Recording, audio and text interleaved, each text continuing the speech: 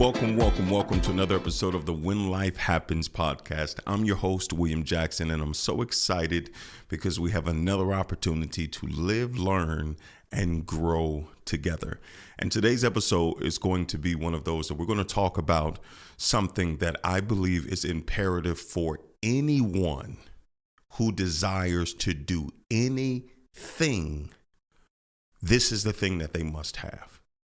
If you're going to accomplish anything in life, this one thing is not only going to be the main ingredient to your success, but it's going to be one of the most hardest things to hold on to when life happens. Today, we are going to talk about faith.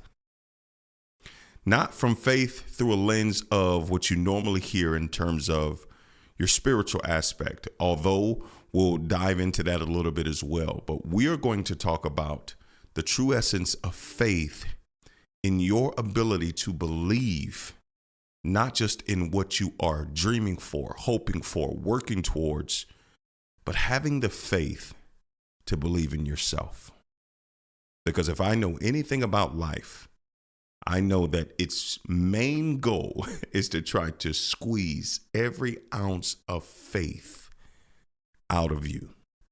You've probably been through seasons. You may be in one right now, or you may have come out of one where it seems that everything has been going crazy in every area. It seems like it's coming from everywhere. If it's not one thing, it's another.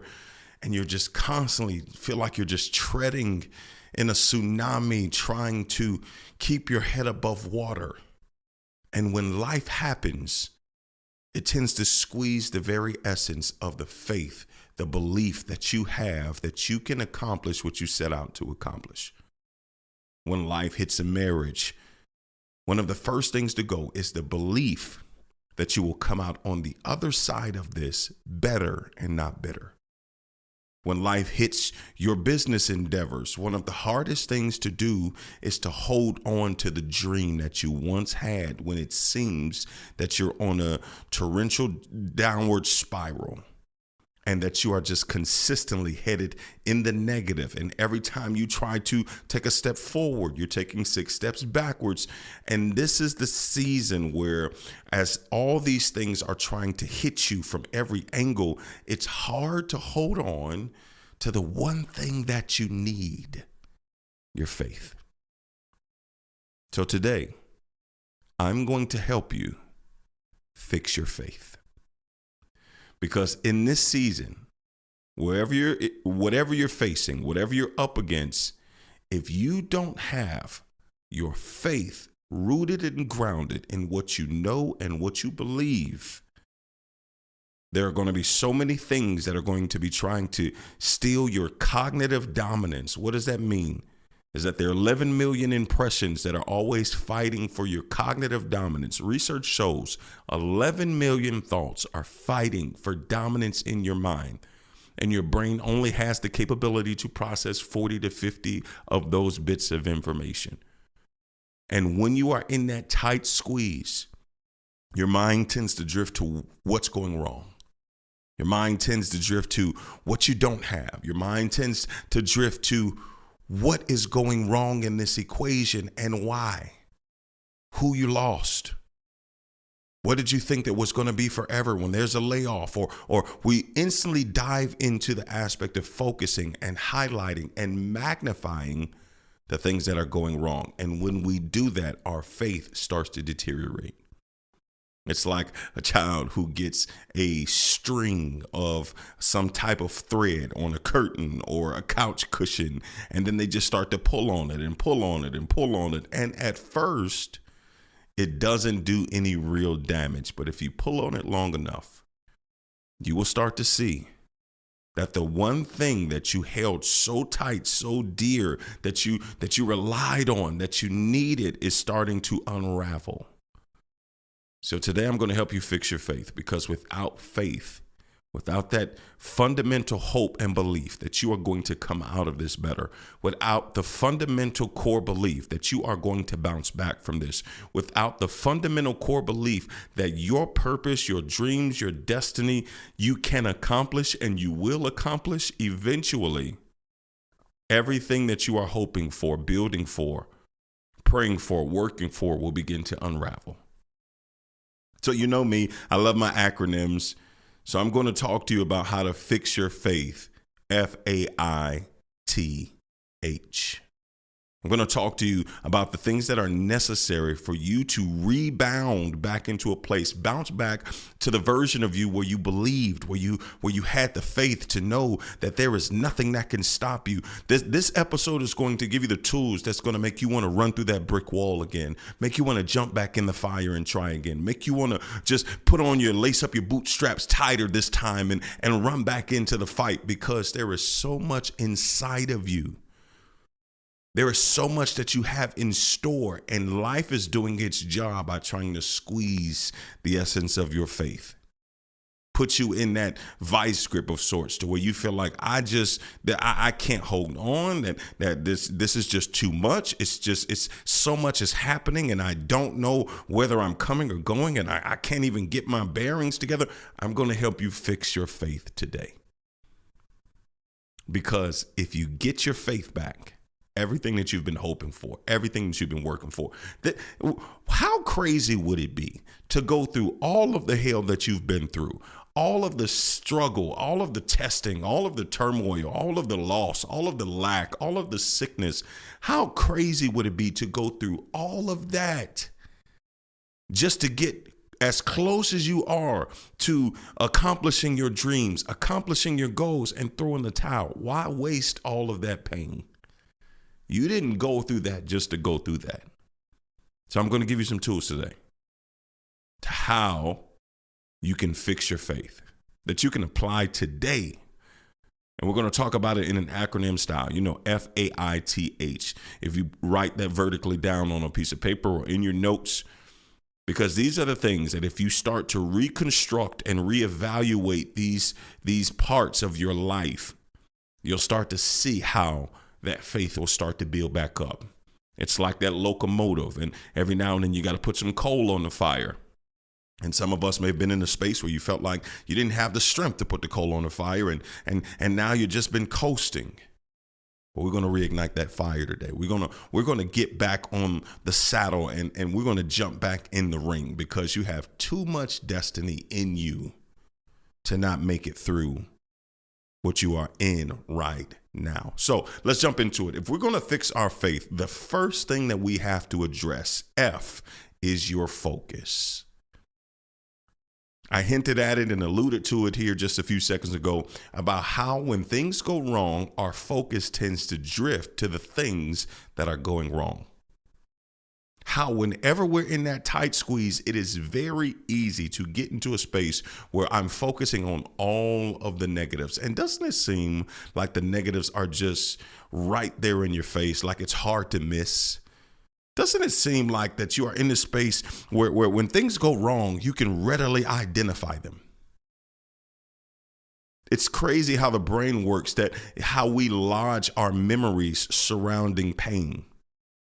That if I ask you about a specific heartbreak, you can tell me what time of day it was. You can tell me what you wore. You can tell me where you were, what was said, and what they had on, and what was going on in the background, because your brain has lodged that memory and focused on it so much so that it is in the front of your mental capacity. It's in the front of your cognitive function. And we got to get to the place now where first you got to fix your focus.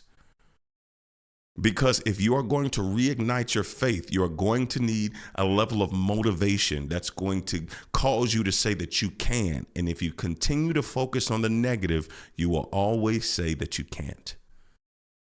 How do you shift your focus? Is that one? The first thing that you do in order to shift your focus is you have to focus on the last thing that you thought was going to break you, but somehow didn't. You got to go back down memory lane. and not the toxic way where we like to go back and think about all the difficult times and how this time is no different from that time and how now you're back in the same thing. No. You got to get to the place where you go back in your memory, go back down memory lane, and you start to think about the fact that there was something that tried to break you 2-3 years ago. Something that you thought you were not going to bounce back from, but look at you. You're here. You bounced back and you're better than ever. You're stronger than ever, even if you don't realize it. You got to start shifting your focus, one, to the things that you've already beat, the battles that you've already won. If you start focusing on victories and wins, guess what will happen? You will start to embody winner's energy. If you are able to start focusing on the things that you have already come out of, the things that you have successfully matriculated through, the times where you thought that you were going to throw in a towel and somehow, some way, things turned around in your favor, when you start focusing on the wins, this is when you start to embody that winner's energy. And winner's energy causes you to think and believe and have the faith to know that it doesn't matter how many shots you miss, all you got to do is make one. Winner's energy is it doesn't matter how many people are in front of you. All you got to do is run your race. Winner's energy has that mentality that you will not be beat. You will not be denied. You will not be delayed. Everything that you want in this life is yours. But you got to start focusing on the wins that you've already experienced in life. And that will start to shift your focus. Now, after you focus on the past wins, another thing that you need to focus on are the things that are actually going right in this season, in this situation in your life. Finding something that is actually going okay, that can give you a glimmer of hope, because you know what? Your job may be stressful, but guess what? You have a job. You may be having difficult times in your marriage, but guess what? You had somebody who says they were going to commit their life to you, who loves you regardless, who's still here. Things may not be going the way you want them to on your job, in your business, the thing that you're trying to build. But guess what? You get to wake up every day and build and work on your dream, doing something that you love. You got to start shifting your focus to the things that are going right, the things that are going okay, the things that you can draw some level of motivation from. I was talking to my wife the other day, and we were talking about how, one of the things within this crazy season that we're in, because trust me, we have been in a squeeze ourselves. In this crazy season, one of the things that we are so grateful for is the peace in our home. Do you know how many people covet peace? Where you can literally just laugh and enjoy one another and be in each other's presence and just create moments where there is no stress and there's no drama and there's just peace. I'm telling you, just having peace is one of those things that is priceless. You got to start focusing on the priceless things that you have, because especially if your money is going funny, if you're trying to figure out how you're going to pay some bills, if you're trying to figure out how you're going to build the next thing, and you don't have the amount of money that you got to start focusing on the things that are priceless, the things that money can't buy. If you can lift your arms, if you can blink, if you can breathe without a machine, if you can stand up and sit down, there are so many things that you could focus on that should bring something alive in you, where there's gratitude, where there's a level of excitement, because there is so many people around the world who would kill to have your problems. Now, this is not one of those where we're minimizing the things that you're going through and trying to have the ultra optimist, perspective. And it's always the glass is half full and you feel like that you're becoming one of those robots. That's not what we're saying. But what I'm saying is, if you take an intentional moment to shift your focus on the things that you do have, gratitude will begin to build in your heart. And that gratitude will cause you to focus on how you got here. And then now you start to have this energy that starts to reverberate in your body and in your mind to let you focus on the main thing, keeping the main thing the main thing. So you got to focus on things that are going well, the things that you do have right now. You got to shift your focus. And then if that doesn't work, if focusing on your past wins doesn't work, if focusing on the things that are going well right now or the things that you can be appreciative and grateful for, if that doesn't work, then you got to shift your focus to your why. Why did you get started in the first place? Why did you marry this person in the first place? Why did you start that business? Oh, because you wanted generational wealth for your children. So when you start to reconnect with that why, oh, you married that person because they were the love of your life. And you realize that the two of you were created perfectly for one another, even though times are difficult right now. When you go back to the why and shift your focus there, it'll start to reignite that passion for you to get back into that same space that you were when you began it. You got to shift your focus. Because whatever you look at, whatever you focus on, you will magnify. Whatever you focus on, you will magnify. And when you magnify it, it will take control of your mind, of your heart, of your thoughts, of your emotions, of your physical being. If you think about it long enough, it will begin to show up in other areas of your life. There's science that says that you can literally think yourself sick. There's a story of a man who was working on a construction site, and he was very high up. And once he made a wrong step, and he actually slipped off a beam, and he landed on his feet, but there was a incredibly long nail that was shot up through his work boot, and you could see it come through the bottom and through the top, and he was writhing in pain. He was screaming. He was in so much pain, as you can imagine. A nail shot up through your shoe, through your boot, and you could see it coming out the top. And they literally, they extracted him from the construction site, and they took him into the ambulance, and they got him to the doctor, and all of these surgeons were coming around because we don't know if we got to take the foot off or how we got to cut this boot off, and we got to try to figure out what's going on. And they ended up cutting off the boot just to find out that the nail went perfectly between his toes and didn't pierce his foot at all. But his mind told him that this nail just shot through your foot. And that mental thought, the visual, what we see and what we think, we start to embody. And he literally felt the pain. It's like one of those things we used to play this game when we were younger, where when you want to get on people's nerves and you know, you act like you're tickling them, and you would just move your hands in front of their body or in front of their face, and they would respond as if you were touching them. Why? Because the mind says that I am actually feeling these feels, and then it will come out into your actions. This is why you have to shift your focus, because whatever you focus on, you will think about, and whatever you think about, you will feel, and whatever you feel, you will do. So you have to shift your focus. Even in the most difficult times, you have to find something that you can fixate on, that you can literally just have a completely undeniable focus on where you are, or on what's going right in your life, on some of your past wins, or focusing on your why. And you got to meditate on it. You got to fixate on it. It's like an actor or actresses that are in these scenes where they have to die. And I'm always fixated. And I love great acting, being a thespian myself. And I love those scenes where you can feel it. You can feel that passion. And when somebody dies with their eyes open, right? And then go through the scene, and then you can feel all of the passion that's going on. And they were about to die, and they take the last breath. And then all of a sudden, everything goes still.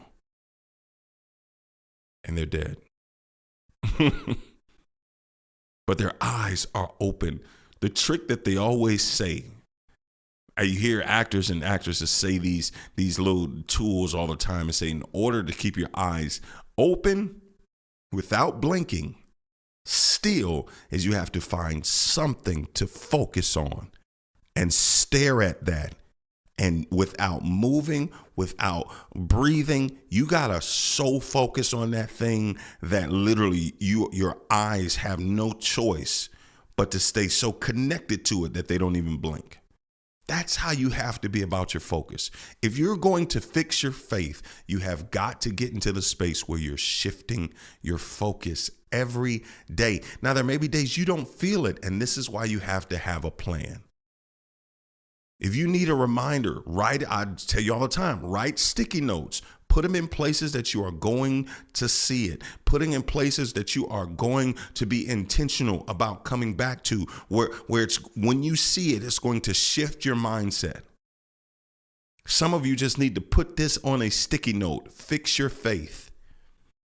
And just stick it somewhere. Stick it multiple places, in your bathroom, on your kitchen refrigerator door. Put it on the visor in your car, on the computer at work. Fix your faith, because you need something that's going to remind you when you don't feel like it.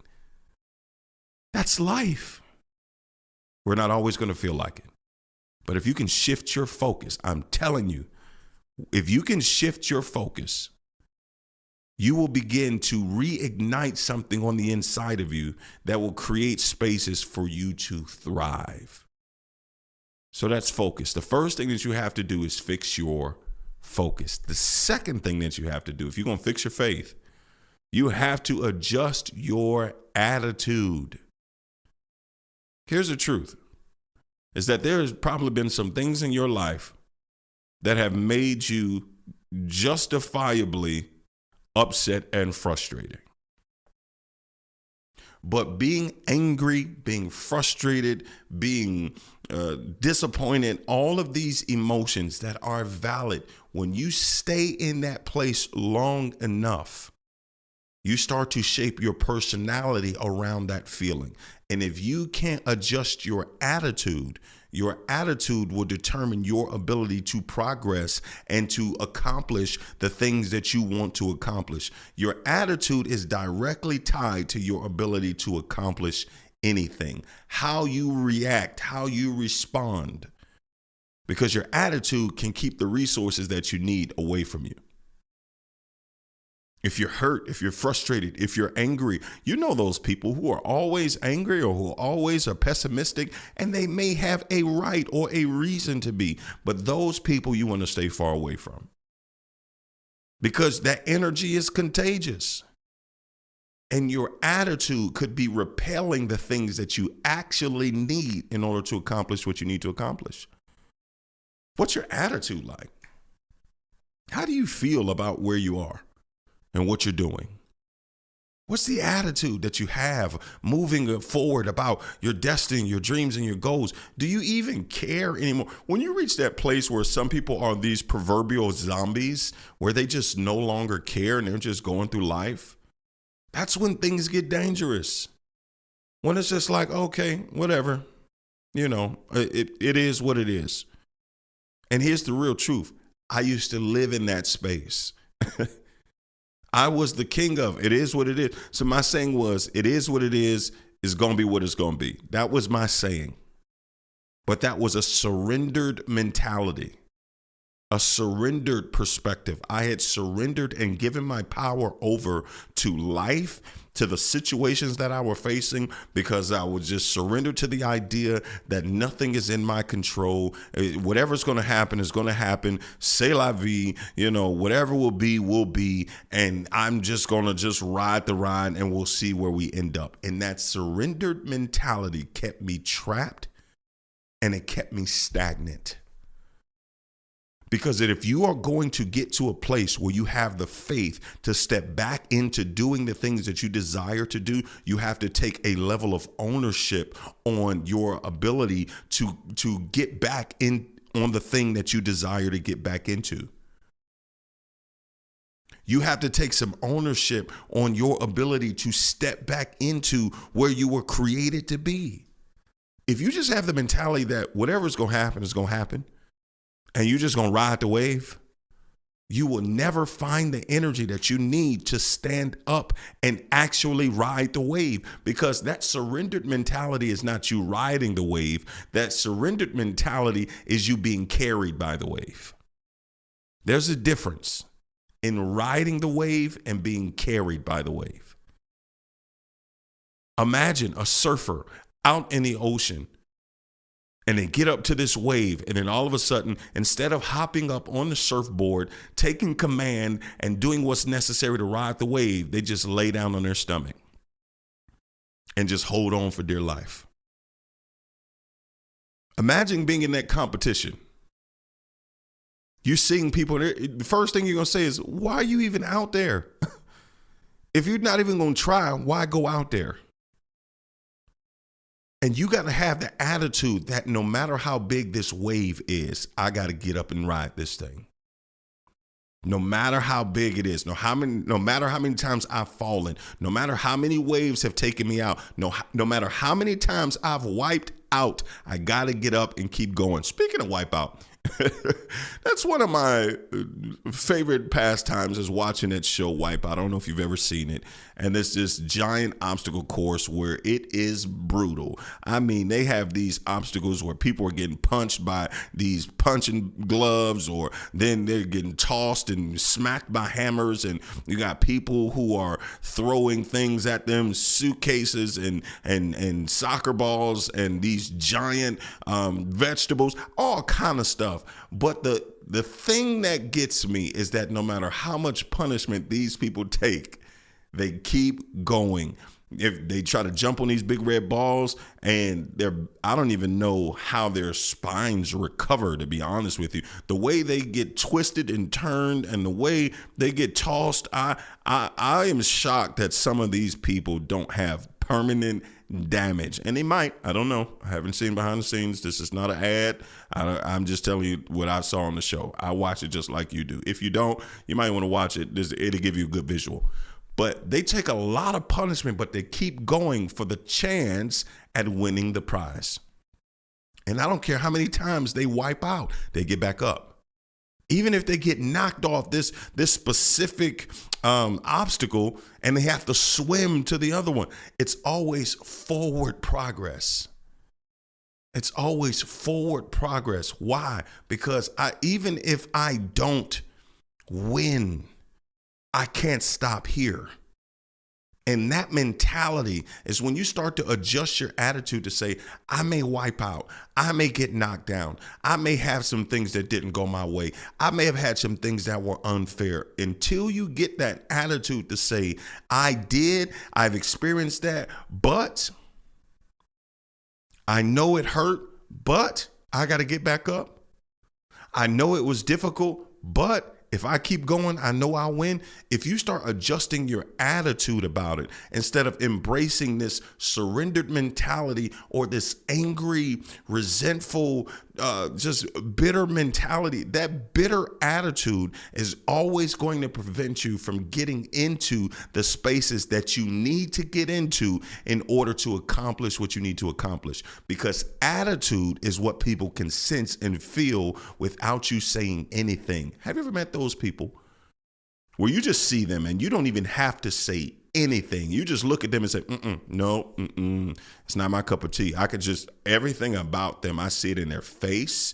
I see it in how they're thinking, and you can feel it, the whole energy and aura. That attitude that you bring into a situation is tangible. People can feel it. They can sense it. And what if the person that you need in order to help you succeed is in the same vicinity of you, but is feeling the negativity from the attitude that is repelling them from the idea that they have to give you the assistance that you need? You got to shift your attitude. You got to shift your attitude. The next thing that you have to be intentional about is making sure that you are monitoring your influences.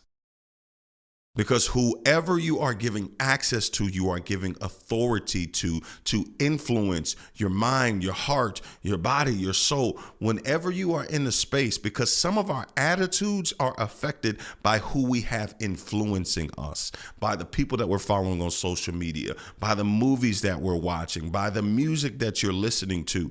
Everything is influencing you with or without your consent. Everything. This is how you can be on a train or be on a bus, or you can be in a gym and a song come on and all of a sudden you find yourself bobbing your head, you find yourself tapping your foot, and now you in it and you don't even know this song, you don't even know what they're talking about. I was on hold the other day and they start playing some strings and some classical, and I was like, oh, this is nice. I didn't ask these people to play this music. I'm just waiting on them to get my paperwork right. I did not ask them to play these strings, but man, I was influenced by them and I was enjoying them. And so many things happen without our knowledge or our consent, which is why we have to monitor our influencers, because whatever is influencing us could be the thing that is causing us to not have the attitude that we need.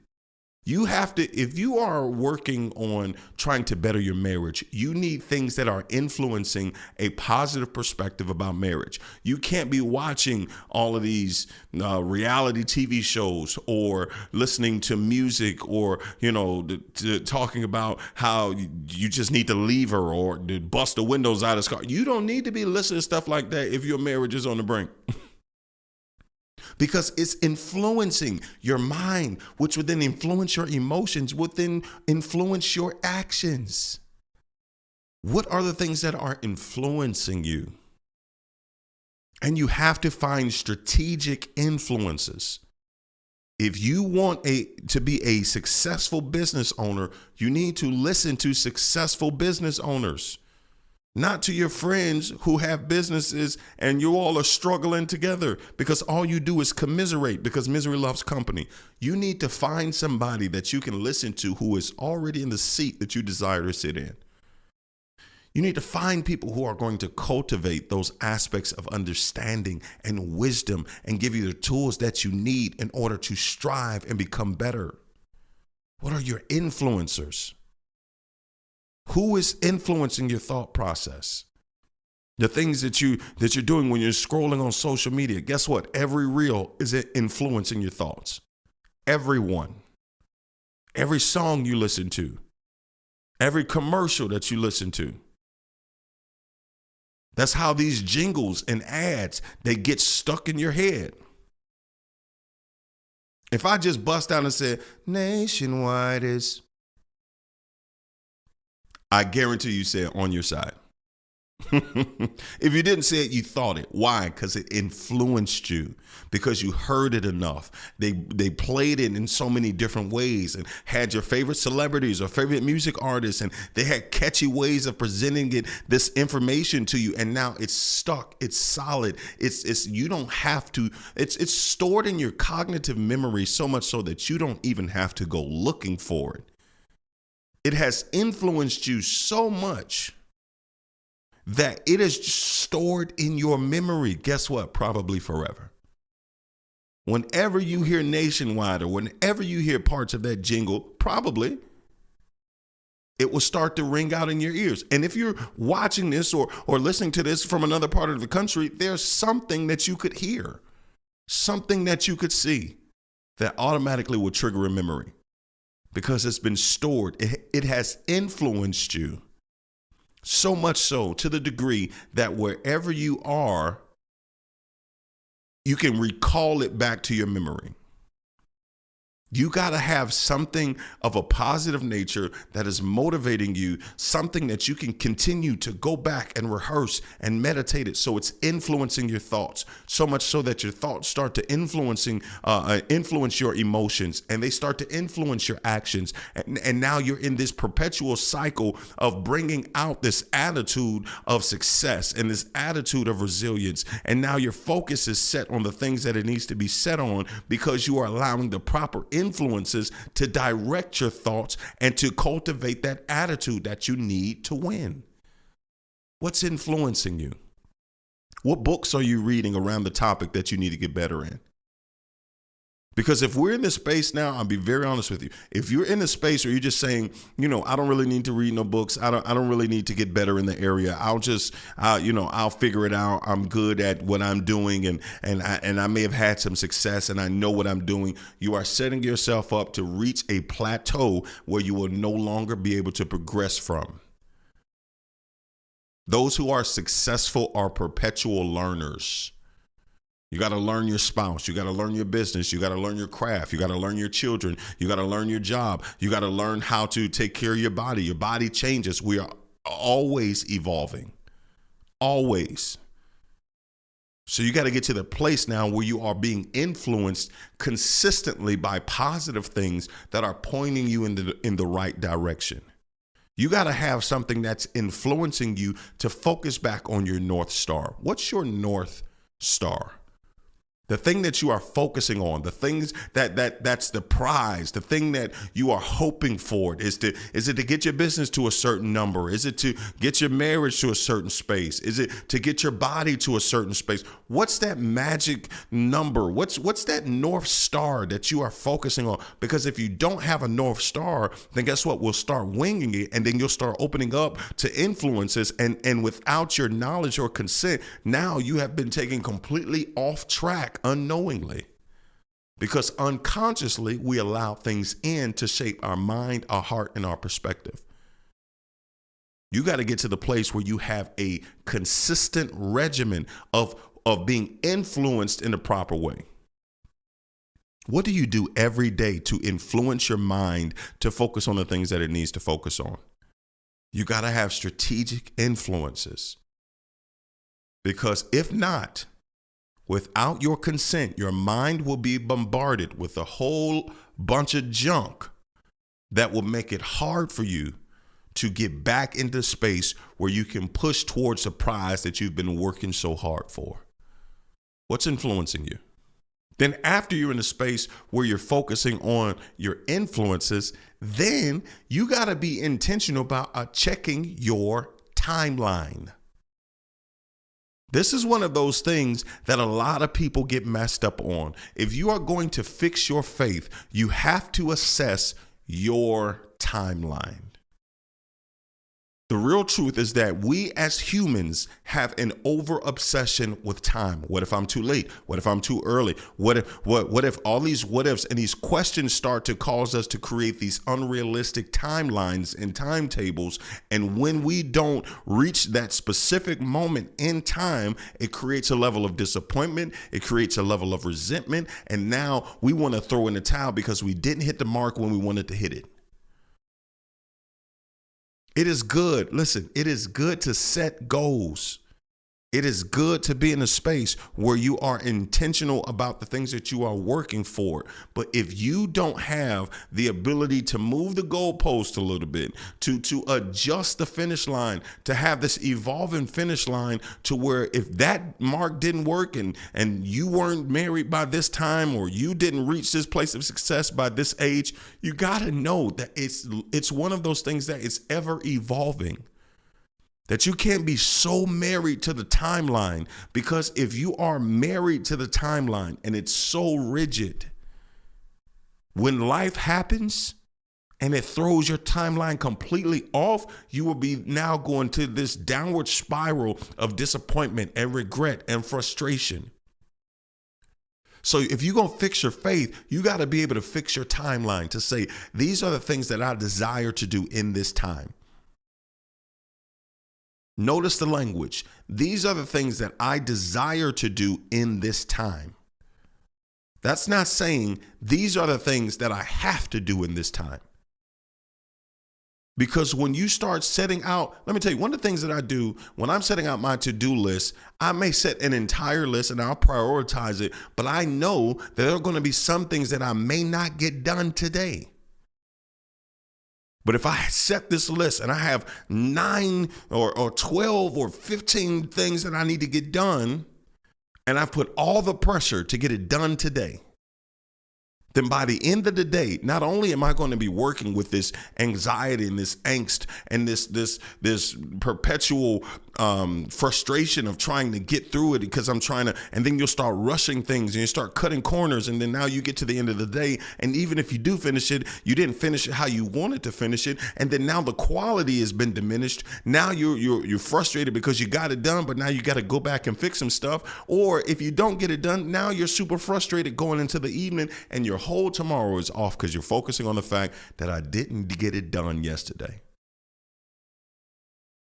So how do you get to the place now where you start to shift your timetable? You got to have some fluidity, some flexibility, because you can't control what's happening tomorrow. The only thing that you have is right now, this moment, where you're watching this or listening to this. This is the only moment that you are guaranteed, the one that you are in. This is the only one that you have. You are in this place now where you are believing for the next moment and you're trying to work towards the next moment, but you got to have some flexibility and fluidity within a timeline. Because if you just stop for a second, if you just really stop and just take an assessment, when in life have things ever going perfectly according to your planned timeline? When are those things that you said, okay, I'm going to do this by this, and there were no hiccups? And if you have, by all means, please write me, email me, send a smoke signal, because I want to talk to you, because I can't remember a time where I said I'm going to do this, and this, and this is going to happen in this time and this date and this moment down to the second, and it happened perfectly. That's not how life works. You got to have some flexibility, some fluidity in there. Because if you have such a rigid timeline and it doesn't happen, then it will affect the last letter in fixing your faith, your ability to have hope. You got to find a way to get back to where you are hopeful again. Because if you don't have any hope for what you're building, if you don't have any hope for what you're working on, if you've lost hope, then everything you do will be lackluster. You got to get to the place now where you are finding things that reignite your hope. Hoping that this is going to turn around, hoping. And the way that you do that is you can go back to pulling on one of the areas that you are shifting your focus in, bring your why all the way to the end. And when you start reigniting your why, refocusing on your why, it just start to ignite a level of hope in you that you can do this. Or here's another thing that you can do. Find someone who failed at it and didn't give up, and they ended up being successful. Find someone who had the same struggles or who may have even struggled worse, who ended up reaching a level of success. Because if they did it, you can too.